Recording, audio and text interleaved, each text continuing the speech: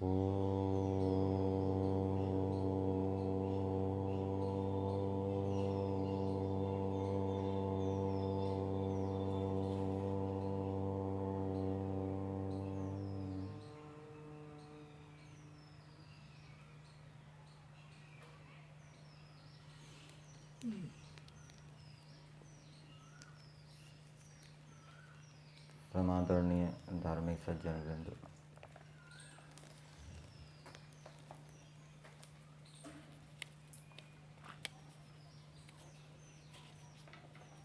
जैसे बाहर कोई राजा अपने शत्रु से युद्ध करता है,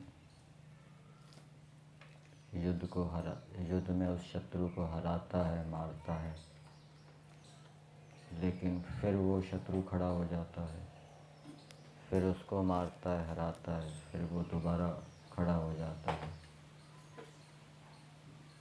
परंतु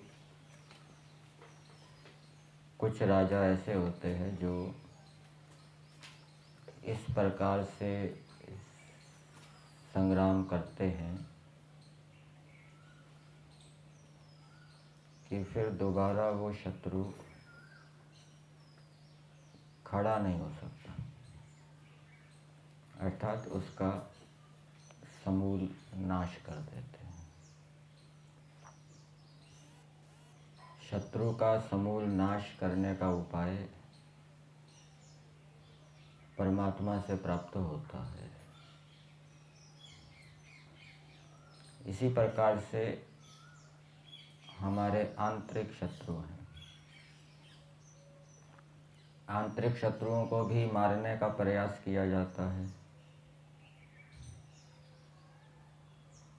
तनु होते हैं कुछ देर के लिए, फिर उदार हो जाते हैं। प्रसुप्त होते हैं, फिर उदार हो जाते हैं।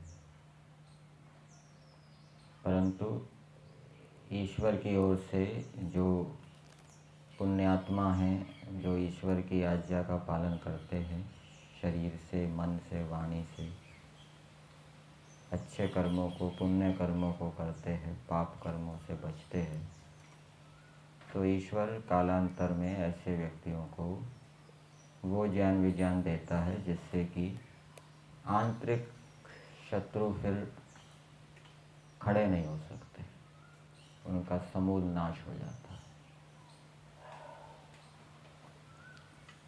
अथर्ववेद में एक मंत्र आया है, उसमें बताया है, दासानि वृषाणि नाहुषाणि आर्यानि करः। अर्थात इसका अर्थ किया है कि परमेश्वर दास, दसु उपशय धातु से बनेगा ये, जो संसार का विनाश करने वाले हैं, वृत्र जो संसार की उन्नति में बाधक हैं, नाहुष ये मनुष्यों के नामों में पड़ा है, निघंटु के अंदर मिलेगा आपको। तो ऐसे जो मनुष्य हैं जो संसार का विनाश करने वाले हैं, संसार की उन्नति को रोकने वाले हैं, नास्तिक हैं, अनार्य हैं, ईश्वर ऐसे अनार्यों को, नास्तिकों को भी आर्याणी करह, आर्य कर देता है, आस्तिक कर देता है। और एक जगह वेद मंत्र में ईश्वर के विषय में बताया, तिक्म श्रृंगः वृषभः नः भीमः। जैसे तीक्ष्ण सींग वाला कोई बैल होता है, तीक्ष्ण सींग वाला बैल भीम होता है, भय को देने वाला होता है, भयप्रद होता है। इसी प्रकार से परमेश्वर भी तीक्ष्ण सींग वाले बैल के समान भय को देने वाला है। किसको भय देता है? जो ईश्वर विरोधी हैं, ब्रह्मद्वेषी हैं, वेद विरोधी हैं, उनको ईश्वर भय प्रदान करता है। तो ईश्वर से हमें भय प्रदान ना हो, भय ना मिले, हम अपने शत्रुओं का समूल नाश कर सकें और हमारे अंदर जो आस्तिकता का भाव नहीं है, श्रद्धा का भाव नहीं है, वो श्रद्धा का भाव उत्पन्न हो, उसके लिए हमें ईश्वर की आज्ञाओं का पालन करना चाहिए। यजुर्वेद के अंदर भिन्न भिन्न वर्णों के लिए, भिन्न भिन्न आश्रम वालों के लिए आज्ञाओं का, कर्मों का विधान किया गया है। यजुर्वेद का 34वां अध्याय हमारा चल रहा है। कल मंत्र संख्या 28 के ऊपर विचार किया था। विषय चल रहा है अध्यापक और उपदेशक। अध्यापक और उपदेशक कैसे होने चाहिए। अध्यापक और उपदेशक सूर्य और चंद्रमा के तुल्य होने चाहिए, अर्थात विद्याओं से युक्त सबको सुख देने वाले होने चाहिए और दूसरों को भी ऐसा बनने की प्रेरणा वे देवें। आज का मंत्र है मंत्र संख्या 29। अपनस्वतिम अश्विना वाचम अस्मे कृतम नो दस्रा वृषणा मनीषाम अद्युत्ये अवसे निवये वाम वृधे च नो भवतम वाज सातौ। अध्यापक और उपदेशक का विशेष है इस मंत्र में। पहले इस मंत्र के भावार्थ को देखते हैं। अध्यापकों के विषय में, विद्वानों के विषय में क्या बताया गया है। जो मनुष्य निष्कपट, आप्त, दयालु विद्वानों का निरंतर सेवन करते हैं, निरंतर उनसे मार्गदर्शन प्राप्त करते रहते हैं। ऐसा नहीं कभी मार्गदर्शन प्राप्त किया, कभी नहीं किया। और कैसे विद्वानों से, अध्यापक उपदेशक कैसे होने चाहिए, जो निष्कपट हों, कपट आदि दोषों से रहित, अर्थात दूसरे की हानि ना करने वाले हों, स्वार्थी ना हो, दूसरे का हित साधने वाले हों, उन्नति चाहने वाले हों, आप तो हों, विषयों को ठीक ठीक समझने वाले हों, दयालु, दया का भाव हो, देने का भाव हो। ऐसे विद्वानों की जो निरंतर सेवन करते हैं, वे प्रगल्भ धार्मिक विद्वान होके सब ओर से बढ़ते और विजयी होते हुए सबके लिए सुखदाता होते।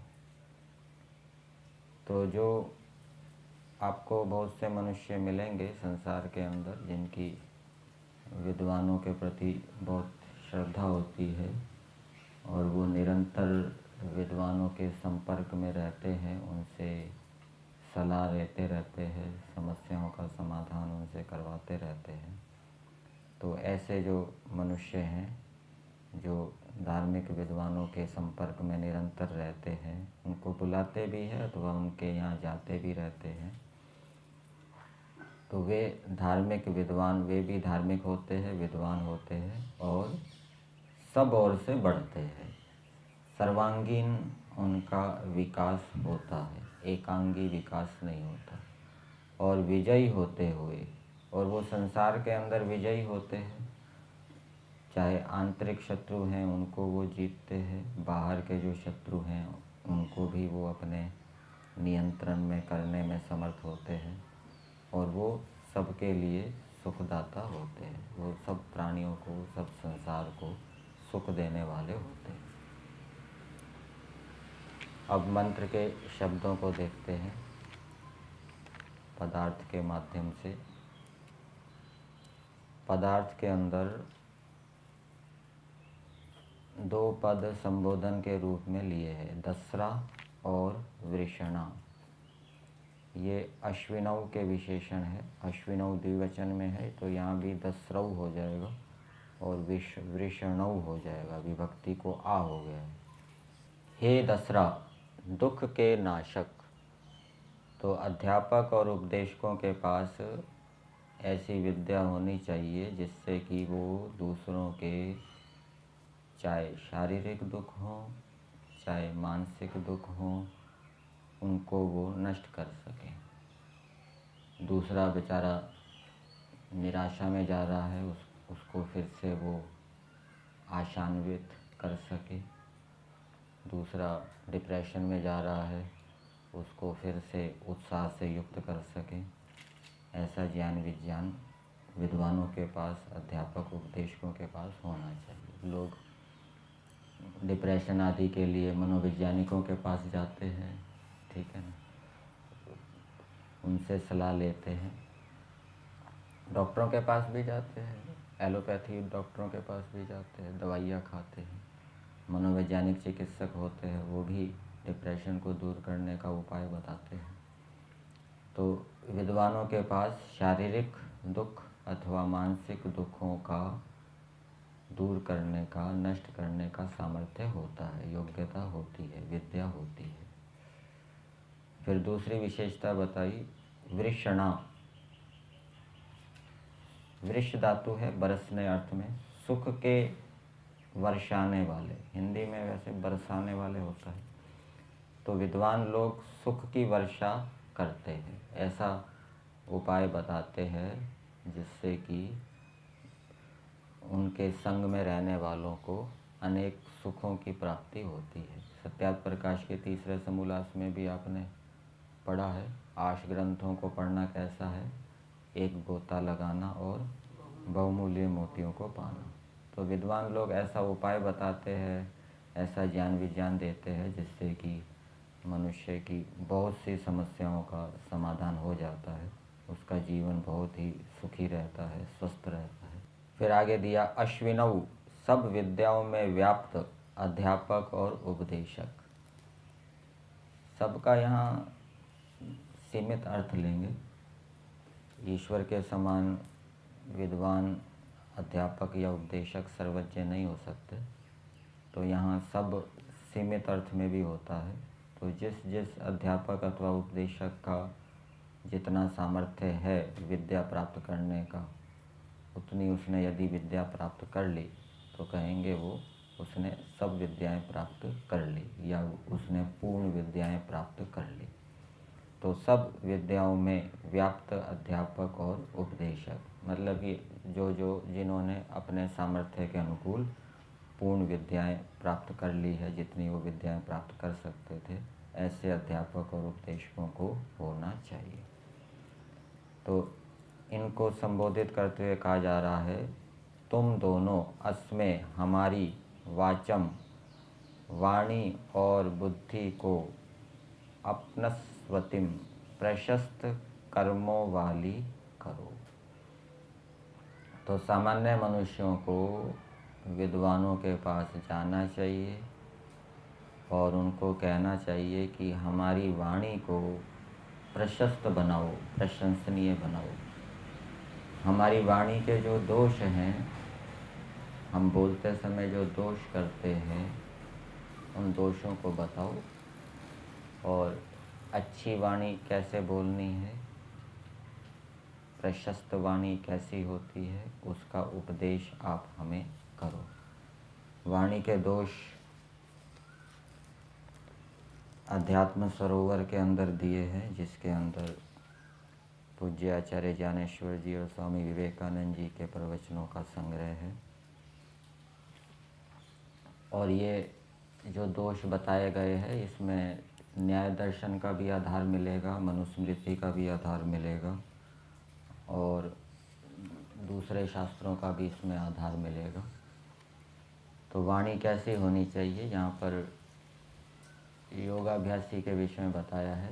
योगाभ्यासी कैसी वाणी का प्रयोग ना करे। योगाभ्यासी व्यक्ति ज्ञान पूर्वक, मतलब कि जानबूझकर असत्य ना बोले, अर्थात ज्ञान पूर्वक सत्य ही बोले।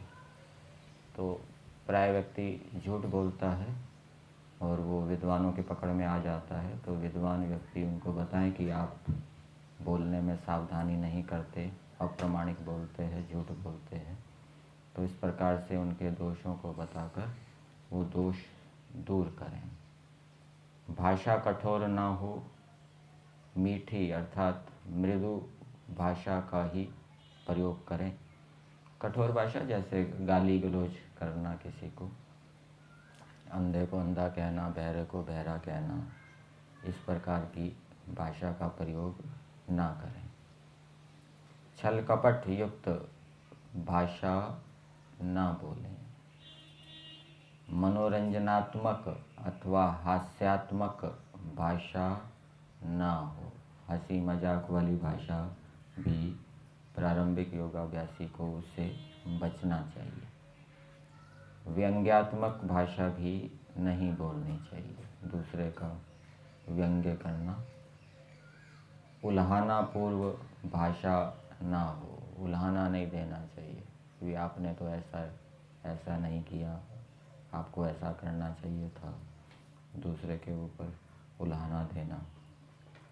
अभिमान पूर्वक वार्तालाप ना करें। दोषारोपण की भाषा ना हो, अनावश्यक ना बोलें। ऐसी भाषा ना बोले जिससे श्रोता वर्ग में संशय या भ्रांति फैलती हो। बिना अधिकार के ना बोलें। खंडनात्मक भाषा ना बोलें। आदेशात्मक भाषा ना बोलें। अपमानजनक भाषा ना बोलें। बिना परीक्षण किए ना बोलें। दूसरे की बात को बीच में नहीं काटना चाहिए। दूसरा व्यक्ति बोल रहा है और बीच में बोलना शुरू कर दिया, दूसरा व्यक्ति पहले पूरा बोल दे, फिर अपनी बात रखनी चाहिए। तीव्र अर्थात धैर्यहीन भाषा नहीं बोलनी चाहिए। आसक्ति उत्पादक भाषा नहीं होनी चाहिए कि आज तो मज़ा आ गया, बहुत बढ़िया भोजन बना, ऐसा पहले कभी नहीं खाया था, ठीक है ना, ये आसक्तिजनक भाषा। द्वेष उत्पादक व निंदात्मक भाषा ना बोलें। ऐसी भाषा ना बोलें कि ऐसे शब्दों का, वाणी का प्रयोग ना करें कि जिससे दूसरे के प्रति द्वेष उत्पन्न हो जाए और इसको ही कह दिया। या निंदात्मक भाषा, दूसरे की निंदा करने वाली भाषा करेंगे तो उससे द्वेष भी उत्पन्न हो सकता है। डराने व धमकाने वाली भाषा ना हो। ये योगाभ्यासी के लिए है, अधिकारी व्यक्ति तो यथा योग्य इसका प्रयोग करता ही है। हेत्वाभासपूर्ण भाषा नहीं होनी चाहिए। उचित कारण पूर्वक युक्ति संगत ही बोले। बहुत सी भाषा ऐसी होती है वो वास्तविक हेतु नहीं होता, हेत्वाभास होता है, तो उसको भी ध्यान में रखना चाहिए। शास्त्रार्थ वाली भाषा ना हो। अतिशयोक्तिपूर्ण, बढ़ा चढ़ाकर बोले जाने वाली भाषा ना हो। अपनी बात को स्वयं काट देना, व्याघात दोष युक्त भाषा ना हो। अहितकारी भाषा ना हो, हितकर वचन बोले। अशुद्ध उच्चारण ना हो, व्याकरण सम्मत हो, शुद्ध उच्चारण हो। तो इस प्रकार से वाणी के बहुत दोष हैं। जो योगाभ्यासी व्यक्ति है, योगाभ्यास कर रहा है, सभी अधिकारों को जिसने छोड़ दिया है, साधना कर रहा है, तो उनको इस भाषा का प्रयोग करना चाहिए।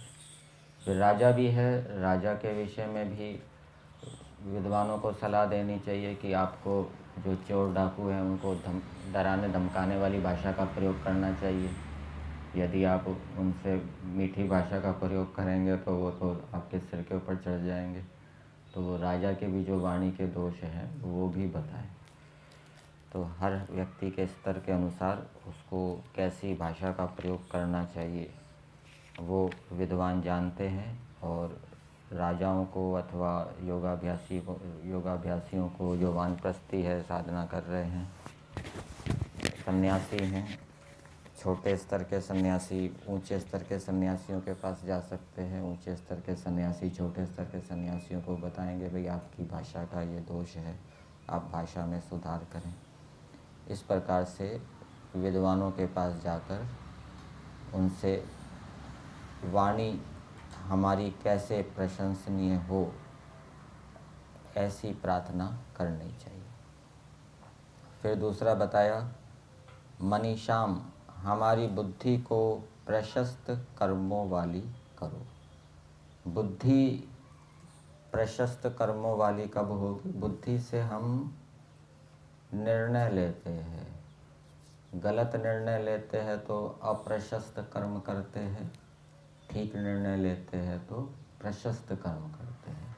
तो हमारी बुद्धि ठीक निर्णय लेने वाली हो, ऐसी हम विद्वानों से प्रार्थना करें। और प्रार्थना करने पर विद्वान उनको ज्ञान देंगे, ज्ञान देकर उनकी बुद्धि शुद्ध होगी, और बुद्धि के शुद्ध होने से फिर वो ठीक निर्णय लेंगे। कुछ कर्म ऐसे होते हैं जो हम जानबूझकर करते हैं, गड़बड़ी, जानबूझकर अच्छे काम भी करते हैं, जानबूझकर गलत काम भी करते हैं, वो बुद्धि के निर्णय से। तो बुद्धि यदि गलत कार्य करने का निर्णय ले रही है और उसको वहाँ से हटाना है, तो उसका उपाय है संकल्प ले। और यदि वो गलत काम से रुका नहीं, कर दिया, तो फिर आगे उपाय ये है कि फिर दंड ले, प्रायश्चित करे।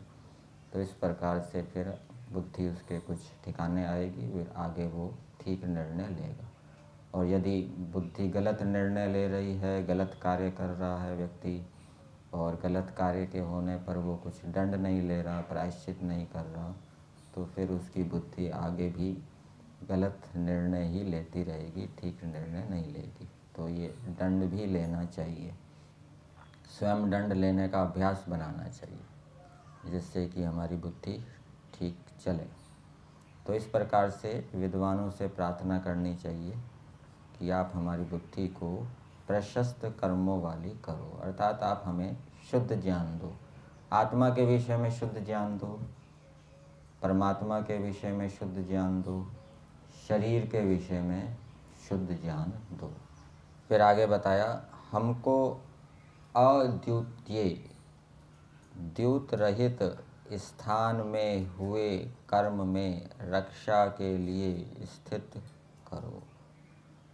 तो कोई व्यक्ति, कोई राजा ऐसा है जो जुआ खेलता है, शिकार करता है, या और किसी व्यसन में फंसा हुआ है, तो विद्वानों का ये कर्तव्य है कि उनको वो उन गलत कार्यों से हटाएं। प्राचीन काल में राजाओं के पास विद्वान लोग जाते थे, और विद्वानों के पास राजा भी जाते थे, ठीक है ना, सलाह लेने के लिए। तो विद्वान लोग, यदि राजा व्यसनी है तो उसको सलाह दे व्यसन से दूर रहने के लिए, व्यसन के दोष बताएं, तो ऐसा करोगे, व्यसन से युक्त रहोगे तो सत्याप्रकाश में क्या दिया है, दुर्व्यसन में फंसने से मर जाना अच्छा है, ठीक है ना। वो जितना दुर्व्यसन में फंसा रहेगा उतने उतने बुरे कर्म करेगा, और उससे उसका उतना जीवन क्या है, बिगड़ेगा। तो राजाओं को भी विद्वान लोग सलाह दें, उनको बुरे व्यसनों से बचाएं, और राजा लोग भी विद्वानों के पास जाएं। प्राचीन काल में ऐसा बताते हैं कि विद्वान लोग जब जाते थे तो राजा लोग खड़े हो जाते थे, उनको अपना आसन देते थे, वो राजा के आसन पर बैठते थे, राजा स्वयं नीचे बैठते थे, फिर वो उनको सलाह आदि देते थे। तो अपनस्वतिम, हमारी बुद्धि को आप प्रशस्त कर्मों वाली करो, ये हो गया। और द्यूत रहित स्थान में हुए कर्म में रक्षा के लिए स्थित करो, अर्थात हमें आप व्यसनों से, बुरे कार्यों से बचाओ। ये एक उदाहरण के रूप में समझना चाहिए। जुआ खेलना एक व्यसन है, इसी प्रकार से शराब पीना या शिकार खेलना आदि आदि। फिर आगे दिया है वाज सातौ। ये वाज साती शब्द है, संग्राम के लिए इसका प्रयोग होता है, और इसका संस्कृत भाग में व्युत्पत्ति की है, वाजस्य धनस्य विभाजके संग्रामे। वाज का अर्थ अन्न भी होता है, यहाँ वाज का अर्थ धन किया है, और सा धातु ये विभाग अर्थ में।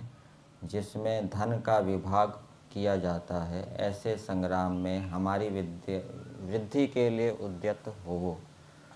मान लीजिए दो भाइयों के बीच में संग्राम छिड़ गया, झगड़ा हो गया, किसके ऊपर?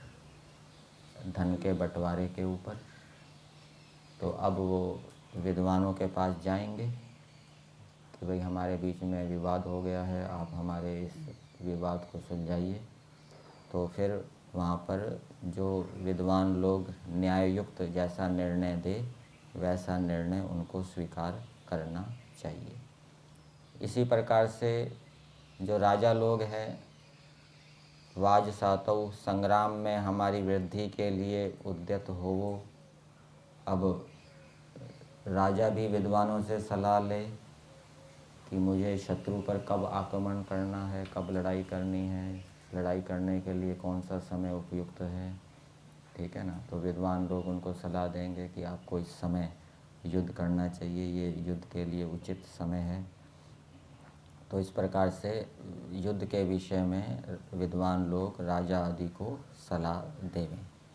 इसी प्रकार से आंतरिक युद्ध भी बताया गया है। हमारा आंतरिक युद्ध भी चलता रहता है, ये करूं ना करूं, वहाँ जाऊं ना जाऊं, उसको दूं ना दूं, उससे लूं ना लूं, अनेक प्रकार के संशय चलते हैं। तो इन संशयों की स्थिति में ये जो आंतरिक संग्राम चलता रहता है, इसमें भी विद्वानों की सलाह लेनी चाहिए, जिससे कि हम विद्वानों की सलाह का पालन करके फिर वृद्धि को प्राप्त होवें। फिर आगे दिया है, जिन वाम तुम्हारी नी होये निरंतर स्तुति करता हूँ, वे आप मेरी उन्नति करो। तो ये जो नि व ये दिया है, निरंतर स्तुति करना, भावार्थ में दिया है ना, निरंतर सेवन करें। तो राजा आदि मनुष्यों को योग्य है कि वो निरंतर विद्वानों के संपर्क में रहें, विद्वानों का सेवन करते रहें, और ऐसा करने से उनको विद्वानों का मार्गदर्शन मिलता रहेगा और उनके मार्गदर्शन में चलने से उनकी उन्नति होती रहेगी। तो मंत्र का संदेश विद्वानों के लिए भी है, मनुष्यों के लिए भी है। विद्वान कैसे होने चाहिए ये बताया है। वो दूसरों के शारीरिक मानसिक दुखों को दूर करने के लिए विद्याओं से युक्त होने चाहिए। और दूसरा, विद्वानों को जो उनके पास आए सलाह लेने के लिए, उनको रक्षा के लिए वे उनको उचित सलाह दें, और यदि कोई व्यसन में फंसा हुआ है तो उसको व्यसन से हटने की प्रेरणा दें। और राजा आदि मनुष्यों को भी ये कर्तव्य है कि वो निरंतर विद्वानों के संपर्क में रहें, उनसे सलाह लेते रहें, समस्याओं का समाधान उनसे करते रहें। ये मंत्र के अंदर बताया।